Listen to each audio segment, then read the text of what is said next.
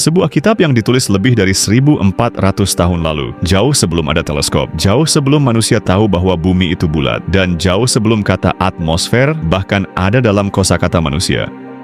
Sekarang bayangkan, kitab itu berbicara tentang alam semesta yang dulunya menyatu, lalu terpisah, tentang matahari yang bergerak pada garis edarnya sendiri, tentang awan yang bertumpuk lapis demi lapis, sebelum akhirnya menjadi hujan. Pertanyaannya sederhana, bagaimana mungkin sebuah teks dari abad ke-7 ditulis di tengah gurun, tanpa laboratorium, tanpa observatorium, bisa menyinggung konsep-konsep yang baru bisa dibuktikan manusia lewat teknologi abad ke-20? Apakah ini kebetulan? Interpretasi yang dipaksakan? Atau ada sesuatu yang lebih dalam yang layak kita telusuri? Di video ini, kita tidak akan langsung percaya. Kita akan menelusurinya satu persatu, dari teori Big Bang, pergerakan matahari, fenomena gerhana, sampai siklus air, dan menaruhnya berdampingan dengan sains modern.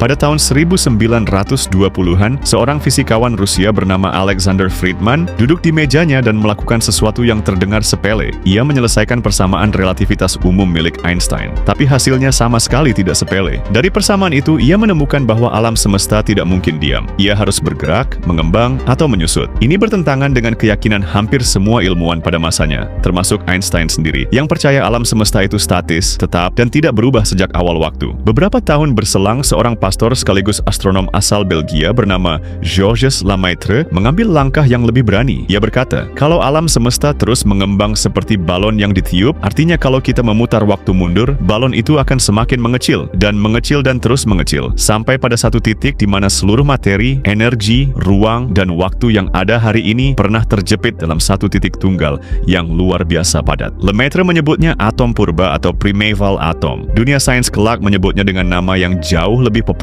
yaitu Big Bang. Butuh puluhan tahun dan ribuan pengamatan teleskop sebelum komunitas ilmiah benar-benar menerima gagasan ini sebagai model standar asal-usul alam semesta. Yang menarik untuk kita renungkan adalah ini, 1400 tahun sebelum Friedman menyelesaikan persamaannya, dan 1400 tahun sebelum Lemaitre mengajukan teorinya. Ada sebuah teks yang sudah menyinggung gagasan serupa. Dalam surah Al-Anbiya ayat 30, dan apakah orang-orang kafir tidak mengetahui bahwa langit dan bumi, keduanya dahulunya menyatu, kemudian kami pisahkan antara keduanya, dan kami jadikan segala sesuatu yang hidup berasal dari air. Maka mengapa mereka tidak beriman?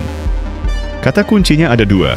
Ratqan, yang berarti sesuatu yang menyatu, tanpa celah, tanpa pemisah, dan fataknahuma, yang berarti kami pisahkan keduanya. Menurut sejumlah mufasir, termasuk dalam tafsir Ibnu Katsir, ayat ini menggambarkan bahwa langit dan bumi pada mulanya adalah satu kesatuan yang menyatu, sebelum akhirnya dipisahkan menjadi entitas yang berbeda, langit yang terbentang dan bumi yang terbentuk. Lalu 11 surah setelahnya ada ayat lain yang seolah melanjutkan gambaran itu. Surah Fussilat ayat 11 berbunyi, kemudian dia menuju ke langit, dan langit itu masih berupa asap. Lalu dia berfirman kepadanya dan kepada bumi, datanglah kamu berdua menurut perintahku dengan patuh atau terpaksa. Keduanya menjawab, kami datang dengan patuh. Disinilah letak detail yang menarik perhatian para pengkaji sains dalam Al-Quran. Kata dukhan yang diterjemahkan sebagai asap. Ayat ini menggambarkan bahwa sebelum langit terbentuk sempurna, kondisinya digambarkan sebagai gumpalan asap. Sebuah materi gas yang belum stabil dan belum menjadi benda langit yang terdefinisi. Dan gambaran ini secara mengejutkan punya kemiripan dengan apa yang dijelaskan sains modern.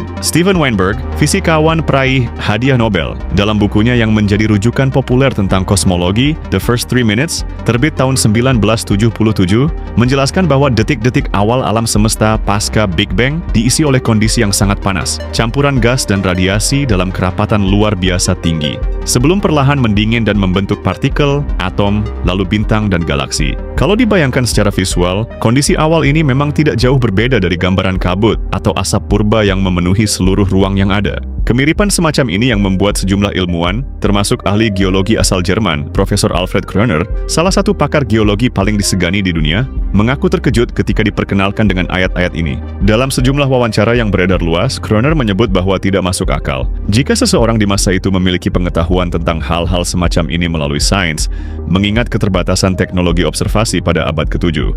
Kesamaan pola antara langit dan bumi yang menyatu, lalu dipisahkan dengan model kosmologi modern tentang keadaan awal alam semesta, cukup untuk membuat siapapun berhenti sejenak dan berpikir. Tapi ini baru permulaan, karena semesta tidak berhenti pada penciptaannya, ia terus bergerak, dan begitu juga matahari kita. Selama lebih dari 1000 tahun, manusia hidup dengan satu keyakinan yang terasa begitu jelas dan tidak terbantahkan. Bumi diam di tengah, dan segala sesuatu di langit, matahari, bulan, bintang, berputar mengelilinginya. Model ini dipopulerkan oleh astronom Yunani Mesir, Claudius Ptolemeus, sekitar abad kedua Masehi, dan bertahan sebagai pemahaman dominan di dunia barat selama lebih dari 1300 tahun. Model ini dikenal sebagai geosentris, atau bumi sebagai pusat. Baru pada abad ke-16, seorang astronom Polandia bernama Nicolaus Copernicus mengajukan gagasan yang saat itu terdengar hampir seperti penghujatan. Bukan bumi yang menjadi pusat, melainkan matahari. Model heliosentris ini awalnya ditolak keras, bahkan dianggap bertentangan dengan doktrin gereja pada masanya. Butuh hampir 1 abad dan perjuangan seorang Johannes Kepler yang menyempurnakan model itu dengan menemukan bahwa orbit planet-planet ternyata tidak berbentuk lingkaran sempurna, melainkan elips. Sebelum akhirnya dunia sains benar-benar menerima bahwa bumilah yang bergerak mengelilingi matahari, bukan sebaliknya. Tapi cerita ini belum selesai, karena pertanyaan berikutnya adalah,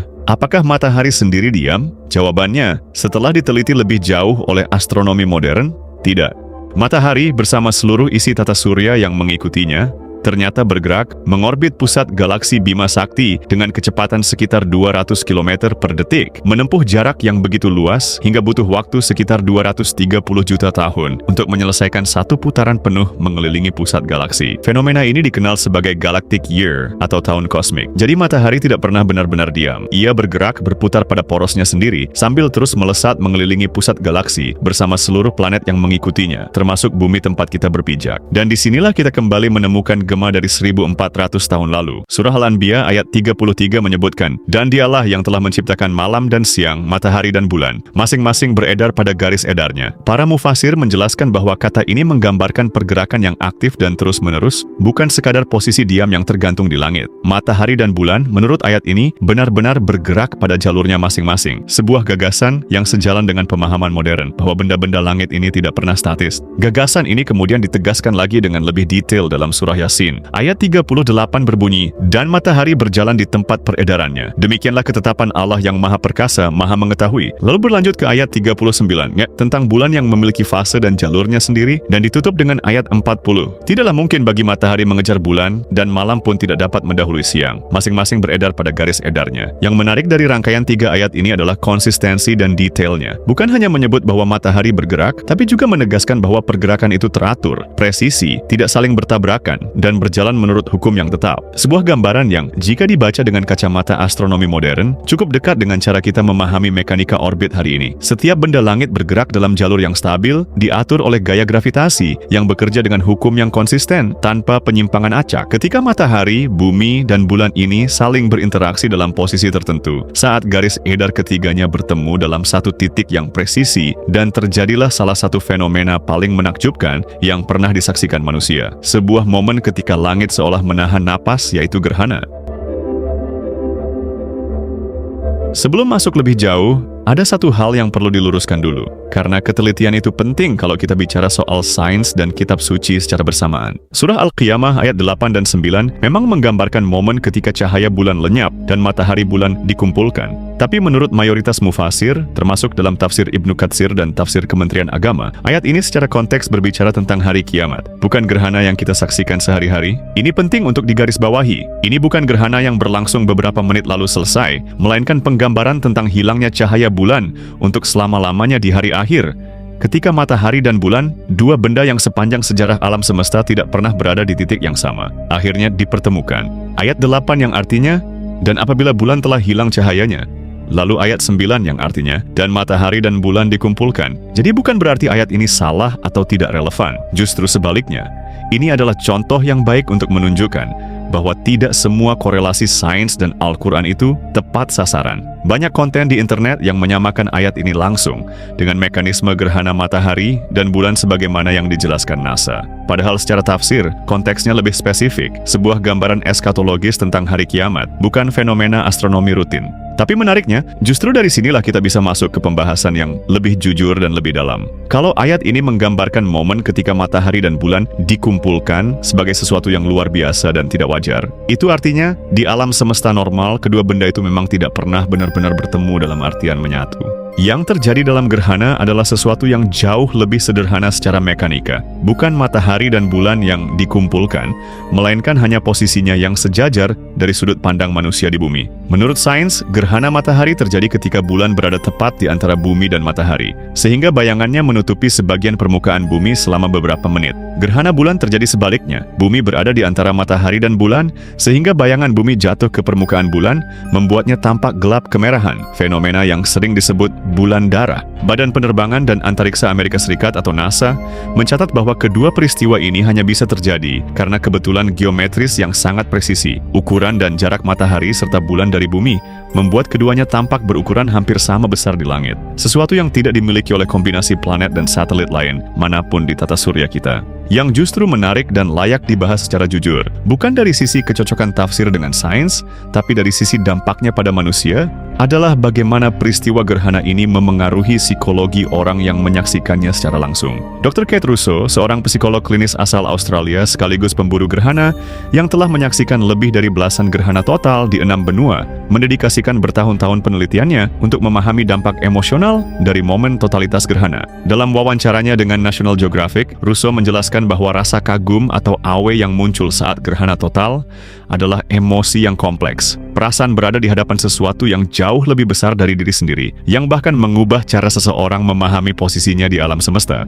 Russo membagi pengalaman totalitas ke dalam 3 lapisan. Apresiasi intelektual terhadap kesejajaran benda langit yang begitu presisi, respons spontan berupa rasa takjub, bahkan ketakutan primal, dan dampak jangka panjang yang bisa mengubah cara seseorang memandang hidupnya. Ia bahkan mencatat dalam berbagai wawancara dan tulisannya bahwa banyak penyintas totalitas mengalami reaksi emosional yang begitu intens hingga menangis atau berteriak spontan, sebuah lonjakan emosi yang jarang dipicu oleh fenomena alam lainnya. Dan di titik inilah ajaran Islam menemukan relevansinya, bukan sebagai klaim ilmiah tentang mekanisme gerhana, tapi sebagai respons yang dianjurkan terhadap fenomena yang membuat manusia merasa kecil. Dalam hadis riwayat Bukhari disebutkan, sesungguhnya matahari dan bulan adalah 2 tanda di antara tanda-tanda kekuasaan Allah. Keduanya tidak mengalami gerhana karena kematian atau kelahiran seseorang. Apabila kalian melihat gerhana, maka berdoalah kepada Allah, bertakbirlah, dirikanlah salat, dan bersedekahlah. Hadis ini punya konteks sejarah yang penting. Hadis ini disampaikan Nabi Muhammad SAW